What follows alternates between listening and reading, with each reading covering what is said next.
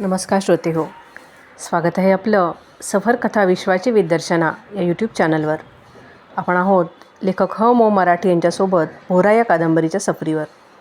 मागील भागात आपण पाहिलं, हनूने स्वतः लिहिलेली गोष्ट बालसन्मित्र या अंकामध्ये छापायला दिली होती.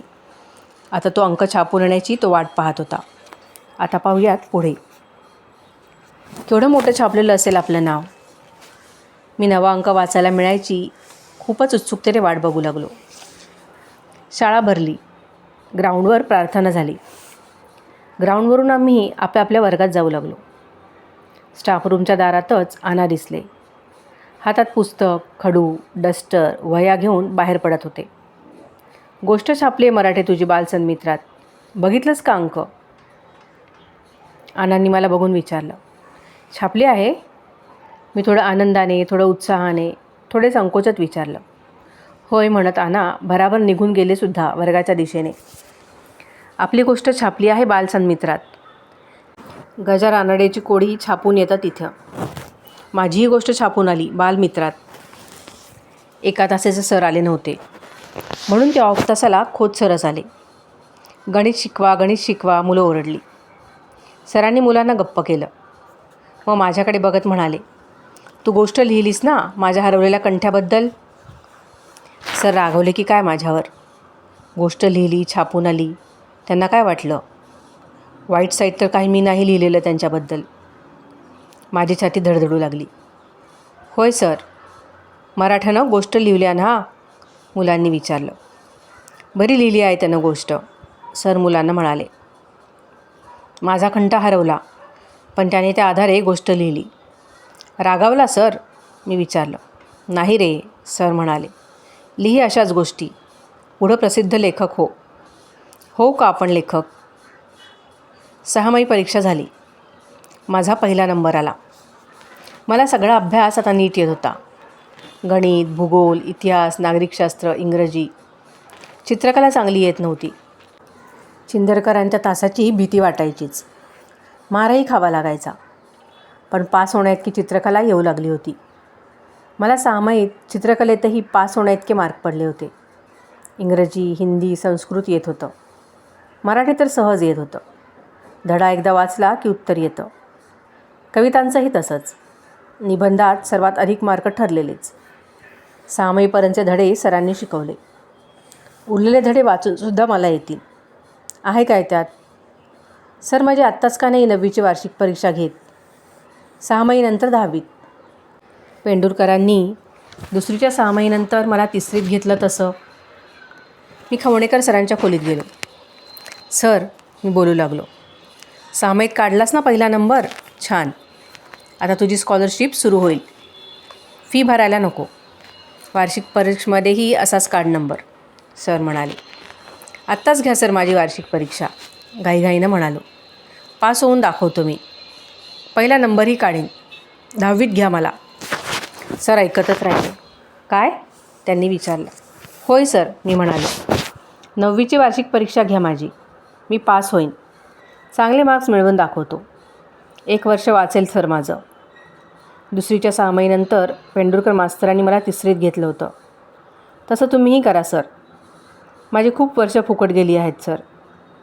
मी बडाबडा सांगत राहिलो. का? मी गप्प राहिलो. का फुकट गेली वर्ष? अशीच इकडे तिकडे भटकत होतो. तू? वडिलांच्या बरोबर. का पण? परिस्थिती, मी सांगितलं. थोडं थांबून पुन्हा म्हटलं. माझ्याबरोबरची मुलं 11वी पाससुद्धा झाली सर. तुम्ही 9वीतून 10वीत घेतलं तर 1 वर्ष तरी वाचेल. सर माझ्याकडे बघत राहिले. मग म्हणाले. हे बघ, परिस्थितीमुळं तुझं शिक्षण मागं पडलं असेल तर त्याला इलाज काय? शाळा खात्याचे काही नियम असतात. त्यानुसार शाळा चालवावी लागते. प्रत्येक विद्यार्थ्याने दर इयत्तेत 1 वर्ष काढावं लागतं. नेमलेला अभ्यासक्रम पूर्ण करावा लागतो. मी पूर्ण करून टाकतो महिन्याभरात. महिन्याला परीक्षा घ्या. 10वीचा अभ्यास 4 महिन्यात पूर्ण करतो. पहिला नंबर काढून दाखवतो 10वीतही. मी भरभर सांगून टाकत राहिलो. सर थोडा वेळ थांबले. मग म्हणाले. तुझी गरज आणि इच्छा मला समजली, पण तसं करणं शक्य नाही. जा, वर्गात जाऊन बैस. मी 9वी अच्या वर्गात येऊन माझ्या जागेवर बसलो. दिवाळी आली. सुट्टी सुरू झाली. बाबांनं लाडू, चकल्या, चिवड्या विकत आणला. डब्यात भरून ठेवला. मला फक्त लाडूच खाता येत होते. पण मला फराळाच्या पदार्थांची उत्सुकता नव्हती. उत्सुकता होती दिवाळी अंकाची. बाबांनी आवाजचा अंक आणला. मी वाचून काढला. अंजली आणला. मी वाचून काढला. किर्लोस्कर आणला. वाचून काढला. असं माझं सुरू झालं. बाबल नेहमीसारखा सकाळी अंघोळ, पूजा करून दुकानावर निघून गेला की माझं काम एकच. त्यानं दत्ताच्या देवळातल्या लायब्ररीतून आणून ठेवलेला दिवाळी अंक वाचत बसायचं. ते चपात्या, आमटी, भात करायची वेळ होईपर्यंत. जेवण झालं की बाबल पुन्हा दुकानावर जाईल की पुन्हा माझा दिवाळी अंकाचं वाचन सुरू. ऊन कमी झालं की बदलायचं पुस्तक घेऊन लायब्ररीत. पुन्हा तिथं दिवाळी अंकच वाचत बसायचं. कथा वाचायच्या, कविता वाचायच्या, विनोदी लेख वाचायचे, परिचय लेख वाचायचे, माहितीपर लेख वाचायचे. अंक उघडला की वाचायला सुरुवात करायची ती शेवटपर्यंत. काळोख पडायला लागला की पुस्तक बदलून घरी की चूल पेटवायची. दिवाळीची सुट्टी अशी संपली. शाळा सुरू झाली. तुळशीचं लग्न आलं. तात्या म्हणाला, हनू, तुळशीचे लग्न आहे ना ध्यानात? काय करायचं तुळशीच्या लग्नात? मी पुस्तक वाचीत पडवीवर बसून विचारलं. काय करायचं काय हनू? तिथंच वहिनी होती. तिनं म्हटलं, तुळशीचं लग्न लावायच जायचंच तू. तात्यानं सांगितलं आहे ना? कधी? मी पुस्तकातच नजर खुपसून विचारलं. असं काय रे विचारतोस? तात्यानं थोडं दटावल्यासारखं करीत म्हटलं, पूर्वीच नाही का ठरलेलं? तुला नेमून दिलेल्या घरातलं सगळ्या पूजा तू सांभाळायच्या असं. गणपती, वडाच्या पूजा, तुळशीचं लग्न. जाणार ना? जाईन, पण कधी ते सांग. त्यानं तुळशीच्या लग्नाचा दिवस सांगितला. मी म्हटलं, सुट्टी नाही मरे तात्या त्या दिवशी शाळेला. नसू दे, शाळा बुडो अर्धा दिवस. तुळशीचे लग्न कधी असतात? संध्याकाळी, वहिनी म्हणाली. माहीत नाही तुला? दुपारी मधल्या सुट्टीत घरी ये. दप्तर टाक, पिशवी पळशी घे, उपरणं घे आणि जा. शाळा सुटायच्या वेळेआधी पोच. प्रत्येक घरी असतं तुळशीचं लग्न, तात्यानं सांगितलं. पिशवी पळशी कशास? भटाच्या काखेला पिशवी पळशी असलेली बरी. काय मिळालं, नारळ, सुपारी, शिधा त्यात टाकून आणता येतं. आणि उपरणं ते कशास? ते पांघरून सांगायची पूजा. अंतरपाटास रे, तात्या म्हणाला. यजमानाकडे स्वच्छ धुतलेलं धोतर, उपरणं असतंच असं नाही, म्हणून आपण घेऊन जायचं. मंगलाष्टक म्हणताना ते काढायचं बाहेर. एक शेव आपण धरायचा, दुसरा कोणाला तरी धरायला सांगायचा. मंगलाष्टक म्हणून झाली की पटकन ओढून घेऊन पिशवीत ठेवायचं. अंतरपाट कोणाकोणात धरायचं? पण तुळशीसमोर धरायचा, तात्यानं सांगितलं. मात्र समजायचं असं की अंतरपाट तुळस आणि गोपाळकृष्ण यांच्यात धरला आहे. गोपाळकृष्ण तुळशीसमोर तामणात, निमणात कशात तरी ठेवायचा. गोपाळकृष्णाची मूर्ती नसली तर सुपारी ठेवतात. यजमानानं दिलान गोपाळकृष्ण तर तो ठेवायचा, नाहीतर सुपारी. पूजा कशी सांगायची? इतर पूजांसारखीच मरे, तात्या म्हणाला. पूजा झाली की कोणाला तरी अंतरपाट धरायला सांगायचा उभं राहून. आपणही उभं राहायचं. अंतरपाट धरायचा आणि मंगलाष्टक म्हणायला लागायचं. किती येतात तूस? येतात 2. कुठली कुठली? गंगा, सिंधू आणि रामो राजमणी. सगळे नीट येतात? येतात. म्हणून बघ. चुकत असलं तर पाठ कर, म्हणून दाखवतो. असं म्हणून मी म्हणू लागलो. रामो राजमणी सदा विजयते, राम रमेश भजे. रामेणाभिहता निशाचर चमू, रामाय तस्मै नमः.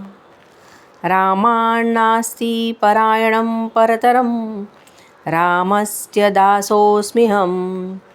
रामे चितलयः सदा भवतु मे, हे राम मामुद्धरम्. शेवटचं म्हणायचं नाही. कोणतं? हे राम मामुद्धर. हे, तात्या म्हणाला. तिथं कुर्यात सदा मंगलम असं म्हणायचं. मी म्हणालो. राहिलं लक्षात. आता दुसरं म्हण. मी म्हणू लागलो. गंगा सिंधू सरस्वतीच यमुना, गोदावरी नर्मदा कावेरी शरयू महेंद्रतनया शर्मण्वती वेदिका क्षिप्रा वेत्रवती तथा सुरनदी वेत्रा महागण्डकी पूर्णः पूर्णजलै समुद्रसहिता कुर्यात् सदा मंगलम. मी म्हणता म्हणता मला आठवण देत तात्या माझ्या स्वरात स्वर मिसळून म्हणाला, कुर्यात सदा मंगलम. पाठ येतात पण चालीवर म्हणशील का? म्हणतो, बघ जमतं का. मी लग्नात म्हणता तशी मोठ्यानं मंगलाष्टकं म्हणू लागलो. मी दोन्ही मंगलाष्टकं प्रत्यक्ष लग्नात म्हणतात तशी म्हणून दाखवली. तात्याने मान हलवली. मी विचारलं, अक्षताय उडवतात का? तर रे, अक्षताय वाटायलाच सांगायचा. लग्नात उडवतात तशाच तुळशीवर उडवायला सांगायचं. यजमानाला सांगायचं, लग्नास लोक मुलं बायका जमतात खऱ्या लग्नासारखी. त्यांना सांगायचं, दक्षिणा ती देतातच रे. नाही दिलेनी तर आठवण करायची ना. करायची तर. भटानं आपलं काम केलं तर दक्षिणा नको. तात्यानं म्हटलं व पुन्हा म्हणाला, जा तर विसरू नकोस.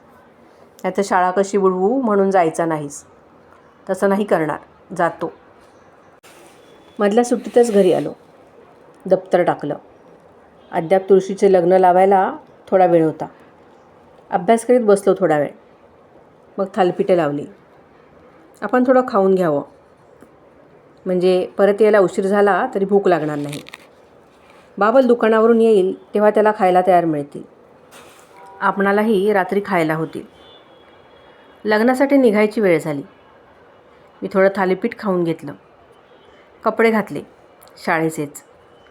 उपरणं घ्यायचं ते वहिनीकडून घेतलं. पिशवीत ठेवलं. पिशवी खांद्याला लावली. निघालो. यजमानांच्या आवाठात पोहोचलो. घरापुढची तुळशी वृंदावनं सारवून ठेवलेली होती. फुलं उदबत्त्या अशी तयारी करून ठेवलेली होती. रांगोळ्या घातलेल्या. पूजा झाली. मंगलाष्टका म्हणण्याची वेळ झाली. मी पिशवीतून उपरणं काढलं. घडी उलगडून ते लांब केलं. उभा राहिलो. शेजारच्या माणसाला म्हणालो, अंतरपाट धरा तकडसून. त्यानं उपरणाचं दुसरं टोक पकडलं. अक्षता वाटा, मी पुन्हा म्हणालो. तुळशीच्या लग्नासाठी आसपासची 5-10 माणसं जमली होती. त्यात पोरंही होतीच. मी सुरू केलं, शुभमंगल सावधान. क्षणभर थांबलो आणि आवाज चढून म्हणू लागलो, गंगा सिंधू सरस्वतीच यमुना गोदावरी नर्मदा. सगळं मंगलाष्टक म्हणून पूर्ण केलं आणि सूचना केली, उडवा अक्षता. जमलेल्यांनी अक्षता उडवल्या. मी खसकन अंतरपाटाचं उपरणं ओढून घेतलं. घडी करू लागलो. जमलेली पोरंही अक्षता उडवीत होती. त्यातल्या काही माझ्या डोक्यावर पडल्या. कोणीतरी पोरगा ओरडला, भटाचा लगीन लागला, शुभमंगल सावधान. ते ऐकून जमलेले हसले. बायाही हसल्या. पोरं मोठ्यानं हसली. माझं डोकं थोडंसं चुरचुरू लागलं. कोणा पोरानं वाळूतले बारीक बारीक दगड मारले की काय. मी डोकं थोडंसं चोळलं. पुढल्या घरी गेलो. तिथे तुळशीचं लग्न लागलं. यावेळी मी गंगा सिंधूच्या ऐवजी रामो राजमणिया म्हटलं. अक्षता टाकताना पुन्हा तसंच झालं. माझ्या डोक्यावर अक्षता पडल्या. तांदूळ नव्हतेच ते, खडेच होते लहान लहान. मला बसले. डोकं थोडं चुरचुरलं. तिसऱ्या घरी अक्षता उडवताना तसंच. कोण रे तो माझ्या डोकीवर तांदूळ उडवत आहे हा? हां, तांदूळ का खडे रे वाळूतले? मी विचारलं. रे भटजीच्या डोकीवर तांदूळ उडवतास? एका मोठ्या माणसानं पोरांना दटवल्यासारखं केलं. मग मला म्हणाला, पुन्हा नाही होऊचा, मी दटावलंय हात आहे का? मी पुढल्या घरी गेलो. पूजा झाली. अक्षरा टाकायला सांगितल्या. पुन्हा तसंच झालं. बारीक बारीक दगड बसले. जोरात चुरचुरलं. मी एकदम ओरडलो, कोण रे तो माय झयो माझ्या डोकीत बारके बारके दगड मारता हा. दुखणं नाही माका. कोण रे तो? कोण तो? यजमानही ओरडला. धर रे ते का. कोण रे तो? दुसरा माणूसही ओरडला व म्हणाला. भटजीच्या डोकीर मेल्या दगडधोंडे मारतस. मगापासून कोण तो मारता हा. मी डोकं सोडीत म्हणालो. माका चुरचुरता हा. कोण मारता हा तो? जर माझ्या हातात गावलं ना तर सोडूचं नाही ते का. हे म्हणता म्हणता मी रडकुंडीला आलो. शब्द रडवेले आले. डोळ्यात पाणीही आलं. नको रे मेल्या छळू ते का, यजमान म्हणाला. मग थोडं थांबून म्हणाला. आता पुन्हा नाही व्हायचा असा. तुम्ही चला पुढल्या घरी. आणि तसा झाला पुन्हा तर मी पूजो अर्धो टाकून घराक जातले. मी थोडं रडत थोडं चिडत म्हणालो. आता चांगला काळोख पडला. कंदील समया लावून तुळशीची लग्न लागू लागली. सगळी लग्न लावून होईपर्यंत चांगली रात्र झालीचं वाटू लागलं. एकानं मला कंदील दाखवीत रस्त्यापर्यंत आणून सोडलं. मी रस्त्यावरच्या दिव्यांच्या मिणमिण उजेडात घरचा रस्ता कापू लागलो. ओझं काहीच नव्हतं, पण खिस्सा दक्षिणा मिळून मिळालेल्या सुट्ट्या पैशांनी भरला होता. दुसऱ्या दिवशी आमच्या वर्गाला गणित शिकवणारे जोग सर वर्गात आले. ते रागावूनच. कोणतेही सर वर्गात आले की लगेच अभ्यासाला सुरुवात करीत नसत. मुलांशी काहीतरी बोलत, चौकशी करीत, गप्पा मारत आणि मगच अभ्यासाकडे वळत. जोग सरही तसंच करीत. पण त्या दिवशी ते वर्गात आले ते रागावूनच. कोणावर रागवले होते, का रागवले होते ते समजत नव्हतं. पण ते रागावले आहेत हे मला त्यांच्या चेहऱ्यावरूनच समजत होतं. त्यांचा रागीट चेहरा बघून आम्ही चिडीचूप झालो. सर कठोर स्वरात वर्गात आल्या आल्या म्हणाले. ज्यांनी कालच्या तासाला सांगितलेली गणितं वहीत सोडून आणली नसतील ते उभे राहा. काल दुपारनंतर जोग सरांचा गणिताचा तास होता. मी तासाला नव्हतो. काल खयची गणितं शिकवल्याने रे सरांनी. मी गणिताचं पुस्तक दप्तरातून काढत शेजारच्या मुलाला विचारलं. काल तू होतंस काय गणिताच्या तासाक, मुलांनी विचारलं. नाही होतंय रे, मनानंच विचारतंय, मी म्हणालो. त्यानं गणिताचं पुस्तक उघडून दाखवलं. तू सोडायला हस, मी त्याला विचारलं. होय, मुलगा म्हणाला. मी गणितं सोडून आणलेलीच नव्हती. मी निमूट उभा राहिलो. वर्गात बघितलं. इतरही काही मुलं उभी राहिली होती. सरांनी हातात पट्टी घेतली. उभ्या राहिलेल्या एकेका मुलाच्या समोर जाऊन उभं राहून ते क्रोधाविष्ट स्वरूपातच विचारू लागले. का नाही गणितं सोडवलीस. घरी काम होतं, पहिल्या मुलानं सांगितलं. मग घरीच राहा म्हणत त्यांनी त्या मुलाच्या दंडावर पट्टी मारली. मुलगा मारलेल्या जागी चोळू लागला. दुसऱ्या मुलाला सरांनी दरडावून विचारलं. तू का नाही सोडवलीस कालची गणितं. सर पाहुणे इल्ले. पाहुणे इल्ले काय. कर हात पुढं. मुलाने हात पुढे केला. सरांनी जोरात पट्टीचा फटका मारला आणि म्हटलं. तुझ्या पाहुण्यांना म्हणावं रोज रोज येत राहा, म्हणजे कधीच अभ्यास करायला नको आणि परीक्षेत पासही व्हायला नको. एकेका मुलाला खडसावत 1-2 फटके लगावीत सर माझ्यापर्यंत आले. माझ्यासमोर उभे राहिले. तूही गणितं सोडवली नाहीस, सरांनी विचारलं. मी गप्प राहिलो. का. तूही का नाही सोडवलीस.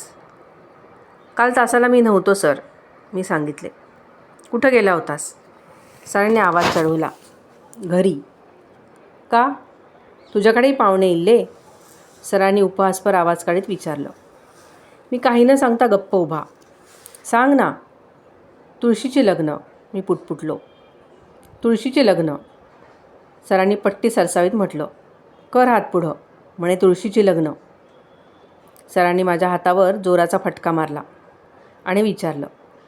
घरच्या तुळशीचं लग्न लावायसाठी तास बुडवावा लागतो. घरचं नाही सर. मग शेजाऱ्यांच्या. यजमानांच्या. म्हणजे तुळशीचे लग्न लावायला यजमानांच्या घरी गेलो होतो सर, म्हणून तास, मी सांगितलं. तास बुडवून शाळा चुकवून. सरांनी तसंच रागाच्या स्वरात विचारलं. काय मिळतं त्यात. दक्षिणा, मी सांगितलं. वर्गातली काही मुलं हसली. सरही हसले. होय सर, मराठे भटपणाच्या कामांना जातो, पूजा सांगायला, दक्षिणा मिळवतो. मुलांनी सरांना माहिती दिली. होय रे, सरांनी विचारलं. मी काही न बोलता उभा, लाज वाटून. सरांनी उगारलेली पट्टी खाली घेतली. माझ्या हातावर न मारता ती टेबलावर टाकली. ज्यांनी गणितं सोडवली होती त्यांच्या वह्या तपासू लागले. सरांनी त्या दिवशी मला मारलं नाही, पण नंतर ते मला तुळशीचं लग्न अशा टोपण नावानंच हाक मारू लागले. एखादं गणित कसं सोडवायचं ते मुलांना विचारताना ते एकेकाला विचारित जायचे. तू सांग वेर्णेकर, तू रे मालवणकर, तू रे गोरे, तू आंबेडकर. माझ्याकडे बघत विचारायचे, तू रे तुळशीचं लग्न. सरांनी असं विचारलं की वर्गात पोरांच्या हसण्याची लहानशी लाट उमटायची. मी सरांची नजर चुकून बसायचो. माझ्या अभ्यासाच्या पेटीतल्या पैशांच्या कप्प्यात दक्षिणेचे मिळालेले पैसे मी साठवीत असे. अधूनमधून मोजून ठेवीत असे. कधीकधी त्यातले घेऊन टाक आणि नीब आणि कागद, शेवचिवडे आणून खाई.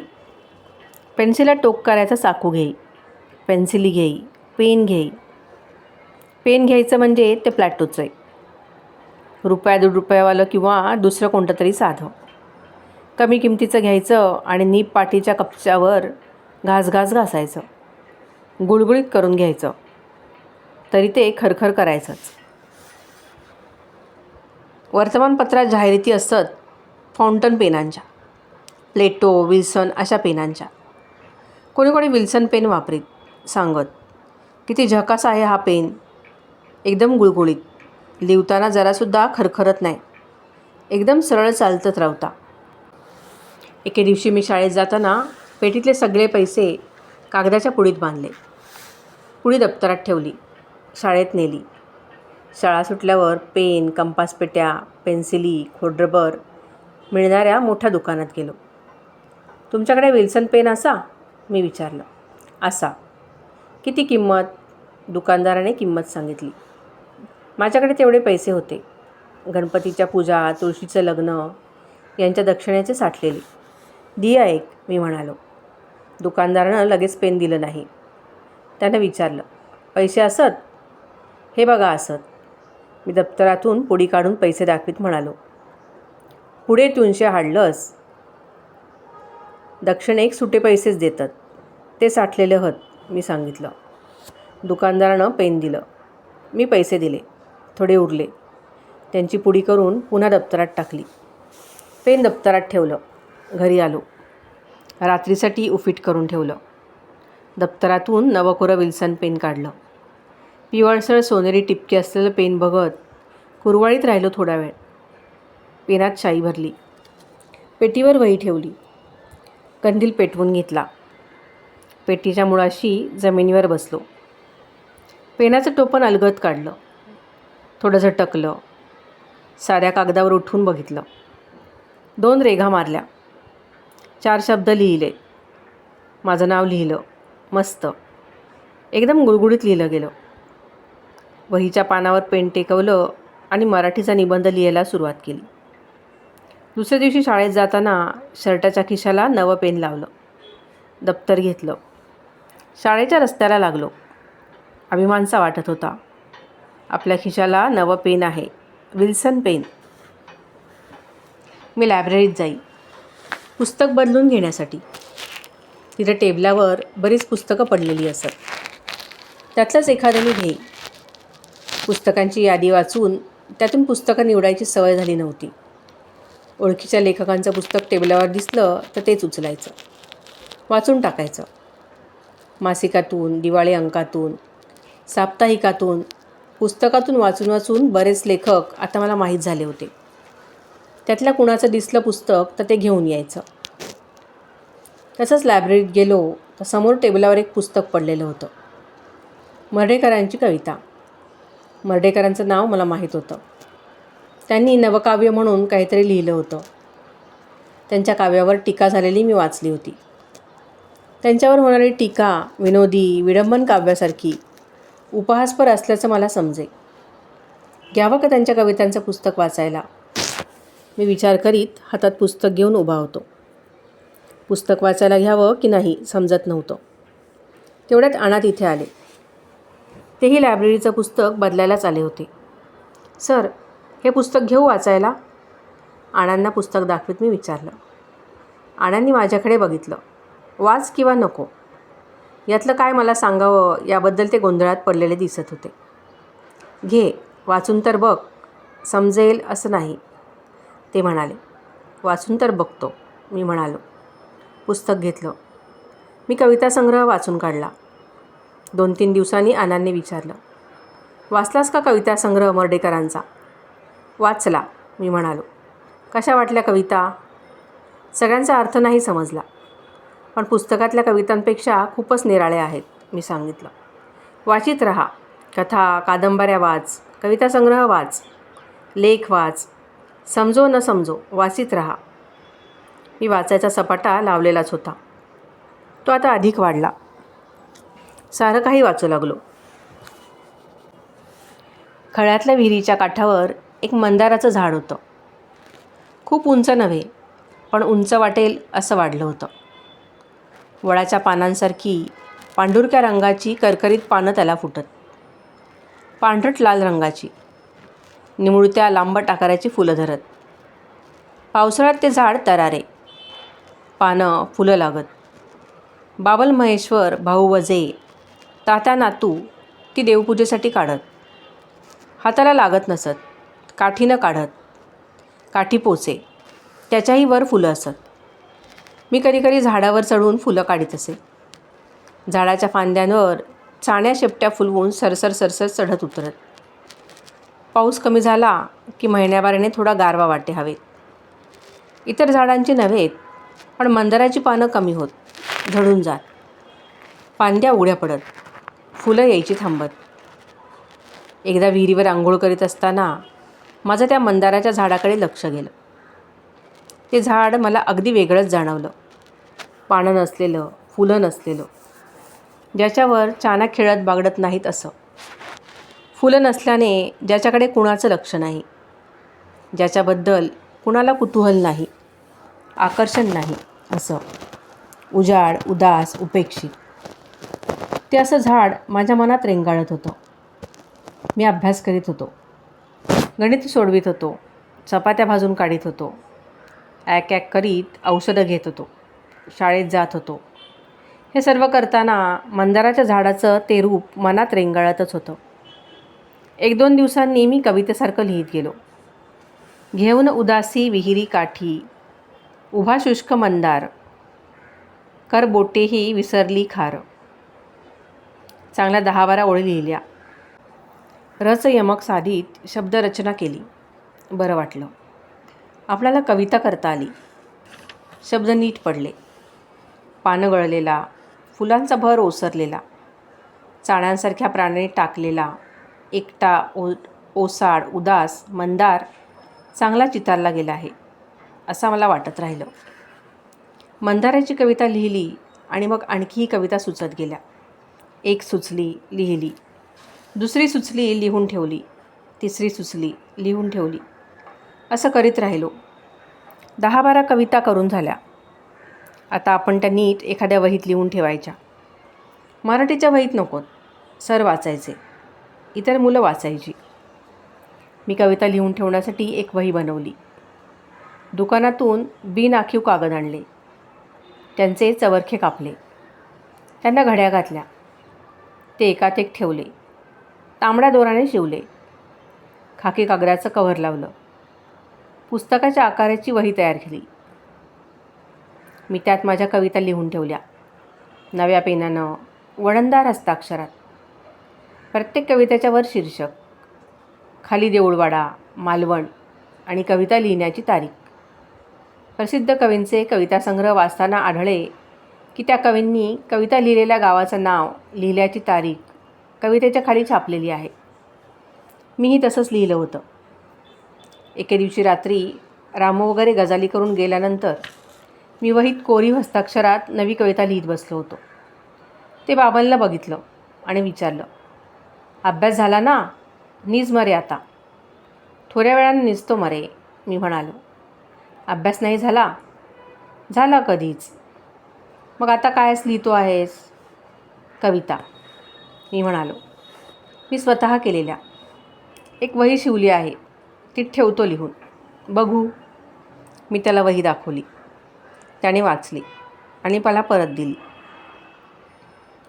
दुसऱ्या दिवशी जेवण झाल्यावर रामू बसायला गजाली मारायला आला. थोड्याशा गप्पा गोष्टी झाल्यावर बाबाल मला म्हणाला, हनू, तुझी कविता लिहिलेली वही रामूला दाखव मरे. नको, मी पटकन म्हणालो, लाजून संकोचून. काय आहे त्याच्या वहीत? रामूनं विचारलं. त्यानं कविता रचल्या नाहीत, बाबल म्हणाला. होय रे. मी काही सांगितलं नाही. थोड्या वेळानं बाबल पुन्हा म्हणाला, दाखव मरे हनू तुझी कवितांची वही रामूला. मी पेटीतून वही काढली, रामूकडे दिली. रामूनं चाळली. थोडा कविता वाचून वही माझ्याकडे देत म्हणाला, ही वही तू आमच्या पांडू मास्तरांना दाखव. त्यांना समजतं वाङ्मयातलं. BA झाला आहे इंग्लिश घेऊन. त्याला दाखव. तोच सांगेल तुला काय चूक काय बरोबर, व्याकरणशुद्ध आहे की नाही सगळं. थोडं थांबून रामू म्हणाला, तुला लेखक कवी व्हायचं आहे ना हनू? मग तू नासी फडक्यांचं प्रतिभा साधन म्हणून पुस्तक आहे ते वाच. त्यात सगळं मार्गदर्शन आहे. लघुकथा कशा लिहाव्या, कादंबऱ्या कशा लिहाव्या. काय एक एक कादंबरी लिहिली नाही त्यांनी. कुलाब्याची दांडी, अल्लाहो अकबर, वादळ, शिकार. नायिकांची वर्णनं करावी तर फडक्यांनीच. लाल चुटूक ओठ, उन्नत तर उरोज, भरदार मांड्या. आहा मस्त. मी लायब्ररीत पुस्तक देणाऱ्या माणसाकडे प्रतिभा साधन म्हणून पुस्तक मागितलं. त्याने कपाटातून काढून दिलं. देताना त्याने थोडंसं संशयानेच माझ्याकडे पाहिलं. जणू त्याला विचारायचं होतं, ह्या पुस्तक तू वाचतलंस? समजतला तू का? मी पुस्तक वाचलं. लघुकथा लिहायची पद्धत फडके यांनी सांगितली होती. उत्कंठावर्धक सुरुवात करावी. मध्येच काहीतरी कथानकाचा तिढा निर्माण करावा. शेवटी कथानकाला गमतीदार कलाटणी द्यावी. मी वाचलं. मला समजलं.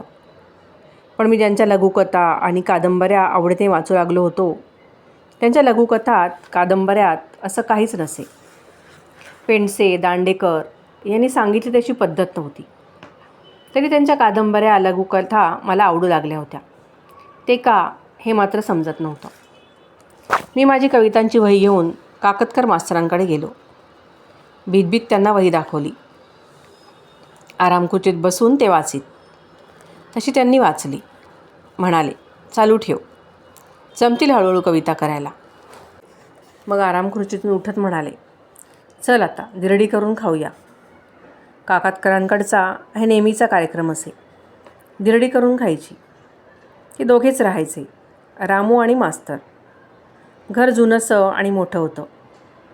चुलीच्या खोलीत आम्ही येऊ. मी धिरड्याचं पीठ भिजवायला घेई.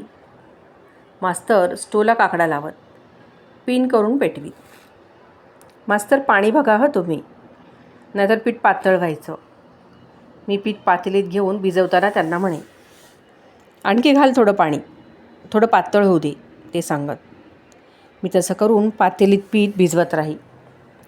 तोपर्यंत तो स्टोव पेटवून तवा तापत ठेवीत. तो तापला की त्यावर तेल फासून घेत. माझ्या हातून पिठाचा पातेलं घेऊन तव्यावर धिरडं घालत, परतत राहत. भाजलं की ते काढून दुसरं घालीत. ते भाजेपर्यंत आधी भाजलेल्या धिरड्याचे तुकडे मोडून आम्ही खाऊन टाकू. तसं हातातल्या हातातच, ताटलीतून नाही की बशीतून नाही. जिथे शेजारी चूल असे, लाकडं असत. चुलीभोवती राख, जडकी लाकडं पसरलेली असत. आमच्या घरी असत तशीच. चुलीभोवती जळकी लाकडं, राख पसरलेली. भांडी इकडे तिकडे पडलेली. चूल सारवलेली नसेच कधी. भात आमटी करण्यापुरती पेटवायची. काकतकरांच्या आमच्या घरी असे, तसंच बाबी पेट्यांच्या घरी. तेही दोघे भाऊभाऊच राहत. तसंच तात्या आणि अंदा करंदीकर यांच्या घरी. तेही दोघेच राहत. तात्या वडील, अण्णा मुलगा. दोघेही भटपणाची कामं करीत. तसंच भाट्यांच्या घरी ते चौघे राहत. वडील आणि 3 मुलगे. मुलांची आई वारलेली. थोरला माझ्या एवढा. धाकटे दोघे त्यांच्यापेक्षा लहान. थोरल्याकडे चूल. वडील नोकरीला. त्यांच्याकडेही तसंच. चुलीकडे सगळा पसाराच. देऊळवाड्यात अशी ब्राह्मणांची 5 बिराडं. नुसती पुरुषांची. आई नाही, ताई नाही, मावशी, आत्या नाही, मुलगी नाही, स्त्री नाहीच. अण्णांना माझी कवितांची वही दाखवायला मी भीतच होतो.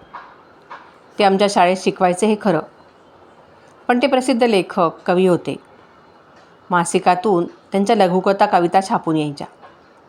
त्यांना दाखवण्यासाठी म्हणून मी दप्तरातून माझी कवितांची वही घेऊन जायचा, पण तशीच परत आणायचा. एके दिवशी मधल्या सुट्टीत त्यांना गाठलंच. स्टाफ रूममधून ते घरी जाण्यासाठी घाईघाईने बाहेर पडत होते. सर, मी त्यांना हाक मारली. बाजूला सर, ते घाईघाईने बाहेर पडता पडता म्हणाले. मी वही पुढं गेली. कसली वही? कवितांची. मी केले आहेत, वहीत लिहिले आहेत, तुम्ही वाचा. मी घाबरत घाबरत सांगून टाकलं. तू केल्यास? सरांनी विचारलं व म्हटलं. वाचून बघतो. चूक बरोबर सांगा सर. ते निघता निघता आम्ही म्हणालो. 2-3 दिवसांनी म्हणाले, वाचली वही. जमेल तुला कविता लिहिणं, सराव ठेव. इतरांचे कवितासंग्रह वाचत जा.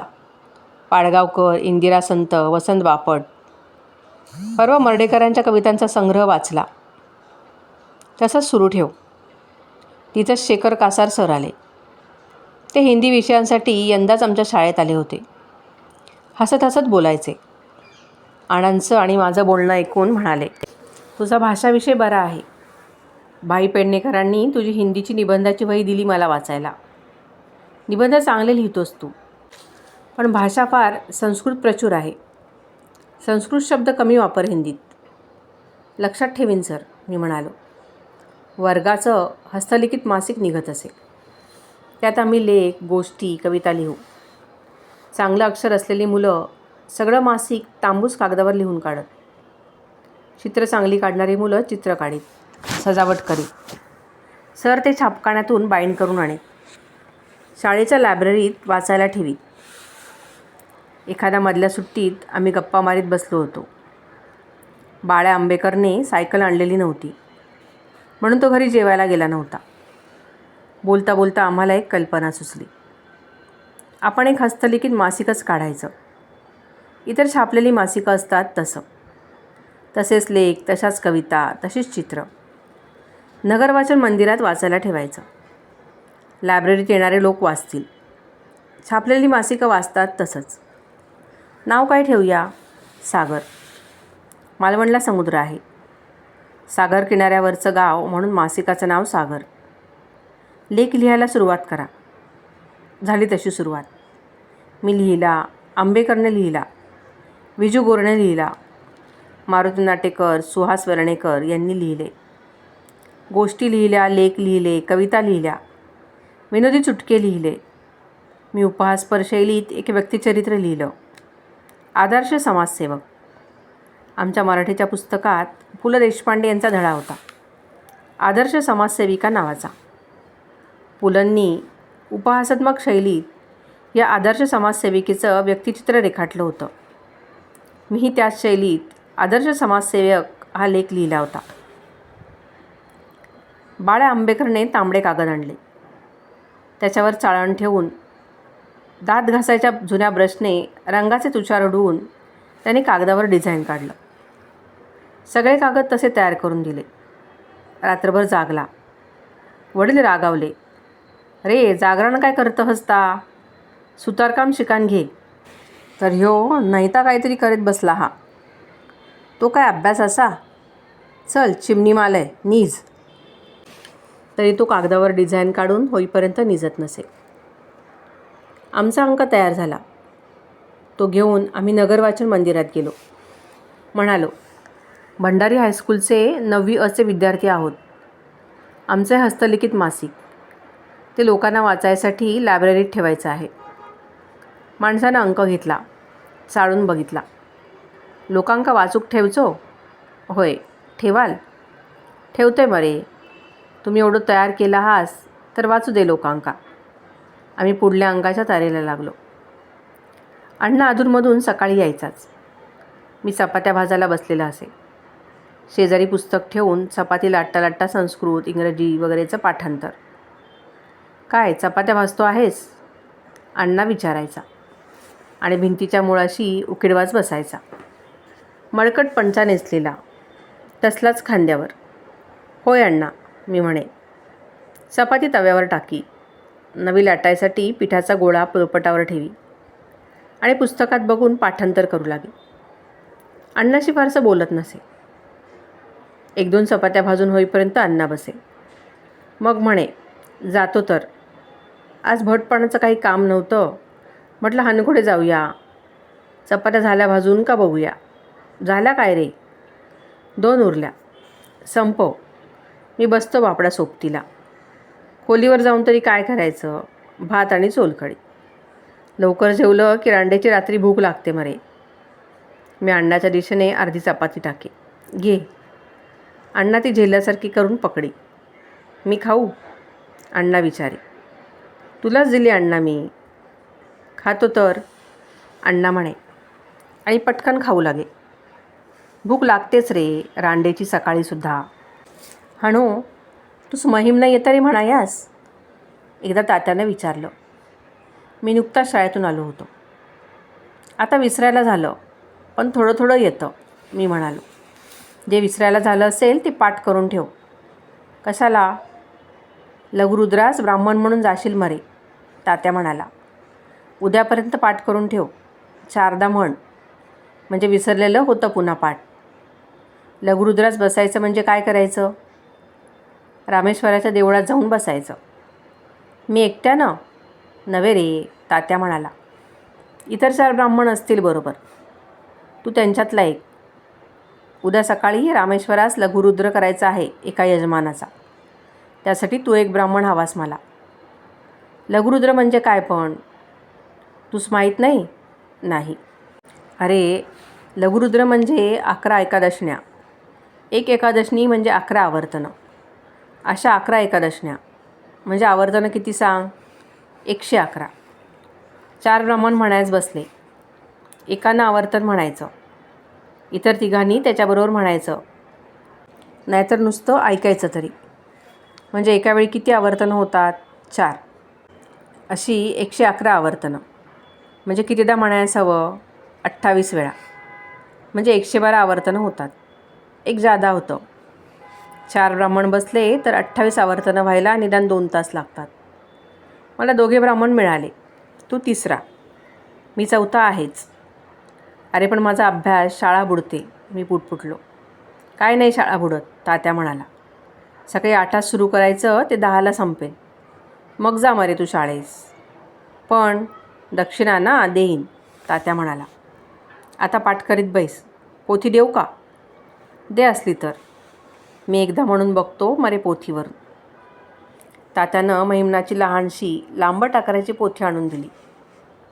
म्हणाला, मस्त थोडा वेळ आहे, म्हण बरं तू. मी सांगतो चुकलं तर. आता अभ्यास करशील. अभ्यास मग. तुला अभ्यासाचं काय नाही. पहिला आहे नंबर. पहिल्या नंबरच्या मुलांना सारखा नाही अभ्यास करावा लागत. मला महिमनं स्तोत्र येत होतं, पण रोज म्हणत नसे, म्हणून अधूनमधून विसरायला झालं होतं. मी पोथी उघडली आणि म्हणायला सुरुवात केली. 2दा पोथीवरून म्हटलं, मग पोथीत न बघता मोठ्याने म्हणत राहिलो. थालीपीठ लावतानाही म्हणत राहिलो. पाठ झालं पुन्हा सगळं. सकाळी उठलो. आंघोळ करतानाही महिमनाची उजळणी करीत होतो. 2-3दा म्हणून घेतलं. एके ठिकाणी चुकतं आहे असं वाटलं. ते पोथीत बघितलं. चुकत होतं ते दुरुस्त केलं. स्मरणात ठेवलं. देवळात गेलो. तात्या आधीच पोहोचला होता. श्रोते हो, आजच्या भागात इथेच थांबूयात. हणूचा पुढचा प्रवास कसा आहे ते पाहण्यासाठी भेटूयात पुढील भागात. कथा ऐकल्यावर लाईक, कमेंट्स आणि शेअर करायला विसरू नका. धन्यवाद.